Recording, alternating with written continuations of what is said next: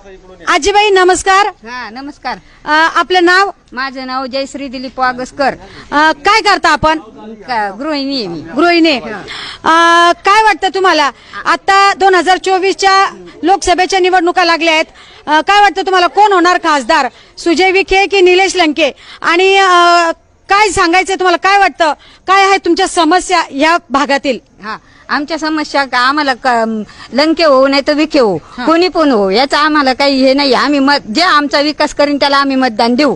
आमच्या कॉलनीला पाणी नाही, रस्ते नाही, सांडपाण्याची व्यवस्था नाहीये, नाल्या नाही येत, लाईटी नाही येत. 15 दिवसातून एकदा पाणी येत आहे आम्हाला. मग 15 दिवसातून एकदा पाणी येतं, मग तुम्ही काय नियोजन करता पाण्याचं, काय व्यवस्था करता पाण्याची? मग आता आम्हाला पाणी विकत घ्यावं लागतं आणि तेच पाणी आम्हाला पावडर बिवडर टाकून, ब्लिचिंग टाकून काही करून आम्हाला ते गाळून